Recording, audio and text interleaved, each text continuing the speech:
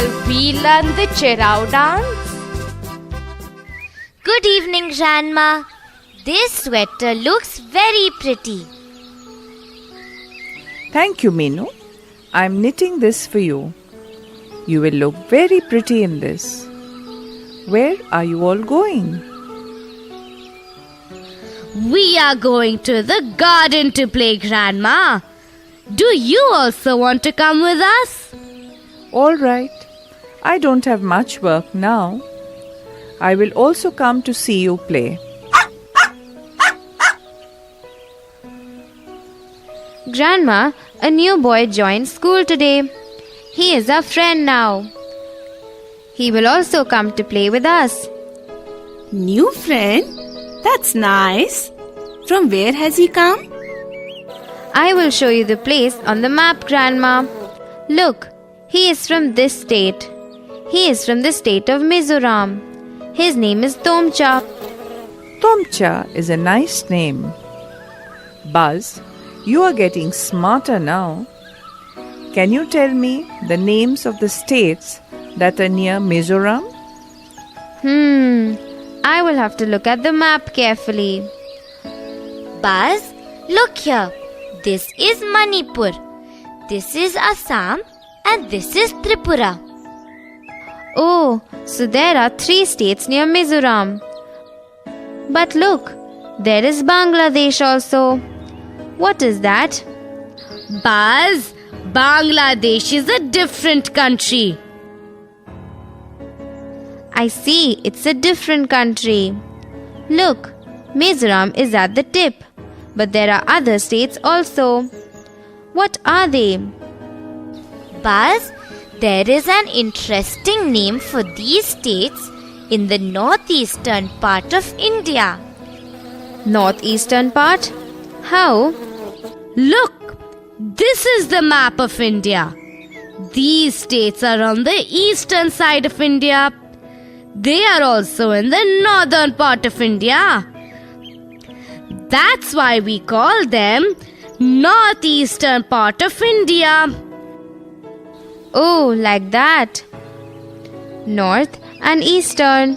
So, northeastern. Meenu, what is the interesting name? They are called the Seven Sisters. 7 sisters? But why? Because there are 7 states there. Look at the map. Meghalaya, Assam, Arunachal Pradesh, Nagaland, Manipur, Mizoram and Tripura. These are the 7 states and they are called the 7 Sisters. Oh, what an interesting name. I will tell Tomcha also. He will think I am very smart. Don't worry. I will tell him that you don't know anything. Grandma, look at Chinu. He is making fun of me. I know so many things now. Okay, stop fighting both of you.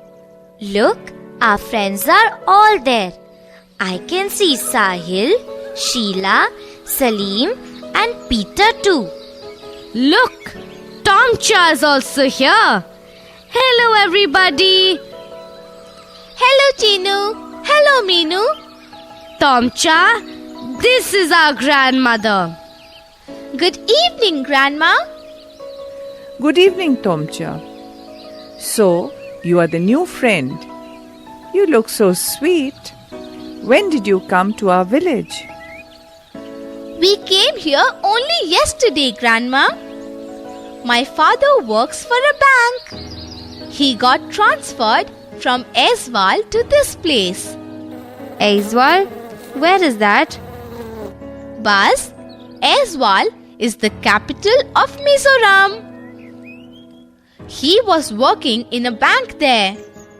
Now he is transferred to this village. So he will work in the village bank now. We will also stay in the village.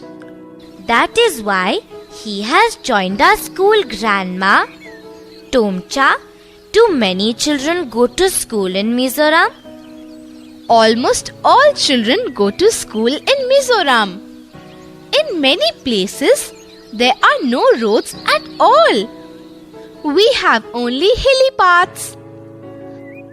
There are lots of forests in Mizoram. Sometimes, children have to go through forests to reach their school.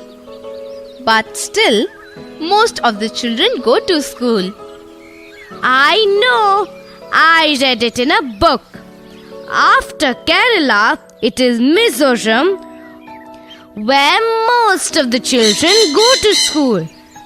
Kerala? Where is Kerala? What happens there? Buzz, look, this is Kerala. Almost everyone in this state can read and write. Every child in this state goes to school. Oh, that's really good. Many people in our village cannot read or write. That's right. Every state should become like Kerala or Mizoram. Everyone should go to school and learn to read and write. Tomcha, did you go to school with your friends? Yes, Bas. I had lots of friends. We used to walk to our school. We used to sing and dance on our way to school. We also love going to school. Even I like singing on my way to school. We go through fields. Then we go in a line. Sometimes the crop is as tall as us. We run touching them with one hand. Then they start swaying. Tomcha, do crops in the fields of Mizoram also grow as tall as they grow here? They do. But sometimes the fields are just empty. Fields are just empty? How can that be? Don't farmers grow anything in the field? They do. But sometimes the fields are empty. That is because in Mizoram we do jhum farming. Jhum farming? What is that? What do you do in jhum farming? I know about jhum farming. It is a type of farming, Buzz. In jhum farming, the farmer grows his crop in the field. After harvesting the crop, he leaves the land as it is for some years. Nothing is grown there. Nothing is grown there, Grandma. The field is left empty. Grandma is right. The field is left empty. That is why I said that sometimes fields are empty. When the fields are left empty, then some weeds or bamboo grow there on their own. Even these are not pulled out. The farmers cut these weeds or bamboo and burn them. The ash that remains after burning makes the land fertile. But Grandma, Tomcha said that there are lots of forests in Mizoram. What if the fire spreads and destroys the trees? Isn't it dangerous? No, Meenu. The farmers take a lot of care while burning the weeds or bamboo. They burn it very carefully so that the fire does not spread to the other parts of the forest. That's right. The farmer checks if the field is fertile and is ready for farming. Then the farmer lightly digs up the field. Digs the field? Doesn't he plow the field, Grandma? No, Chinu, the field is not ploughed. It is only lightly dug up. The farmer then drops seeds on the field. Yes, my friend's father is a farmer in Mizoram. So, I used to go with him and drop seeds in their field. They grow different type of crops on one farm itself. Different types of crops? Like what? Like rice, maize, vegetables, chilies, and other things. Again, the weeds that grow along with the crops are not pulled out. They are just cut and left there. They mix with the soil and keep the soil fertile. That's a good idea. The weeds mix with the soil to make the soil fertile. Tomcha, you said different crops are grown in Mizoram. But what is the main crop that is grown there? The main crop is rice. Lots of rice is grown in Mizoram. When it is harvested, it is very difficult to take it home. I know why. You said that in many places there are no roads. There are only hilly paths. It must be very difficult to carry big bags of rice on those hilly paths. You are right. That's why people carry the crop on their backs. It takes many weeks to carry all the crop back. Tomcha, do you have any special celebration for harvest? In our village, the whole village joins together. We cook and eat together. People are so happy that they sing and dance. We do the same thing in Mizoram. We also cook and eat together. We sing songs. We do a special dance. It is called the Shero dance. Shero dance? How do you do that? In this dance, people sit in pairs in front of each other. They hold the two ends of the bamboo sticks on either side and keep it on the ground. Then some people beat the drums. As the drum beats, the bamboo sticks are beaten to the ground. Then dancers step in and step out of the bamboo sticks and dance to the beat of the drums. Ooh, I have seen this dance on TV. It is very beautiful. I have seen the dancers step beautifully to the beat of the drum. They must do it carefully or else they can get hurt. Did you notice something? All the things people use are the ones that are available in their region. In Mizoram, there is lots of bamboo. So, they use it for their Chirao dance. In Jharkhand, they make plates from the leaves of sal tree. Yes, Grandma. Every place has a special thing. Meenu, we should also learn the Chirao dance and do it for our school function next month. Next month? But I will not be here in the village. Why will you not be here, Gopi? Where are you going? Oh, Tomcha, Gopi will go with his parents to another place for about 5 months. Many families from our village go away like that. There will not be any rains for the next few months. And so, there is no work in the fields.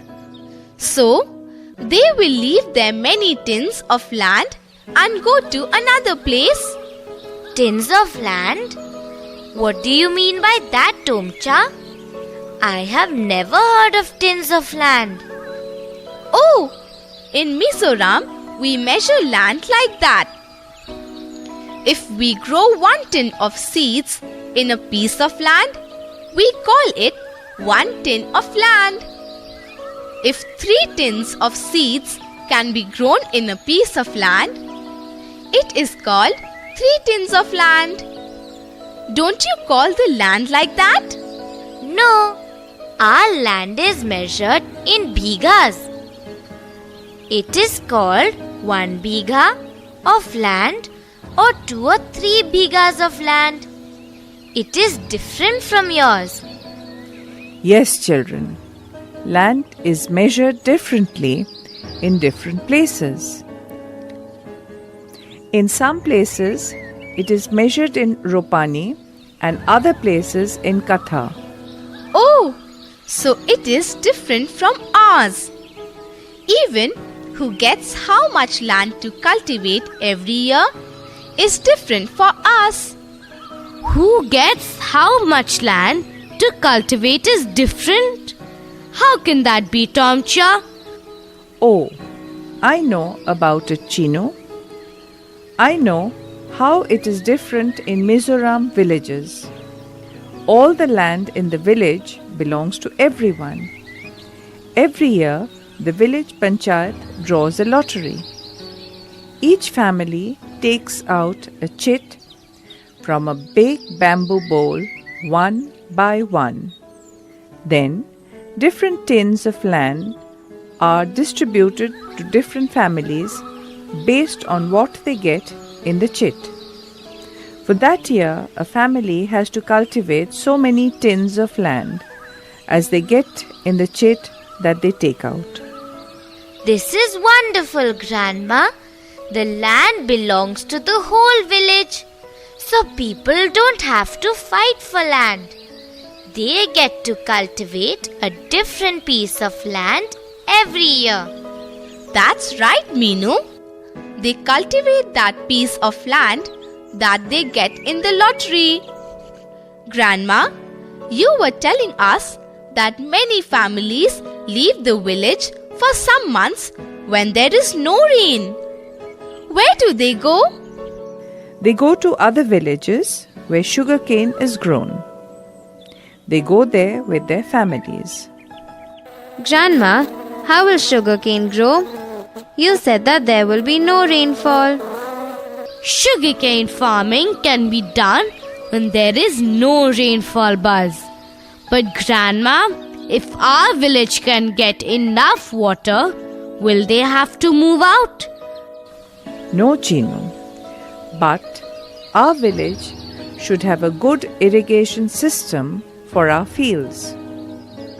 There are different methods of irrigation like canals, tube wells or water wheels. When I was small, we used to have water wheels in our village. And we enjoyed playing in the water. Grandma, I also play in the tube well in Papa's field. It is so much fun. But if Gopi goes with his parents for some months, won't he miss school? Yes, that is a big problem. Many children miss school during these months. Sometimes a teacher also moves with them and teaches them during that time, but not always. So, they all miss school. That is why I have told the panchayat that I will form a group of grandmothers and grandfathers. We do not move with our family. So, all of us together can take care of all the children in the village. The parents can leave them back here and go. Then, they don't have to miss school. They can work hard and do well in life. That's a good idea, Grandma. You can be the leader of the group.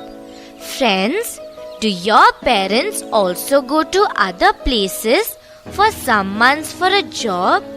Do you also go with them? Do you miss school during that time? Why don't you talk to your teachers and elders in your village so that you can continue your school?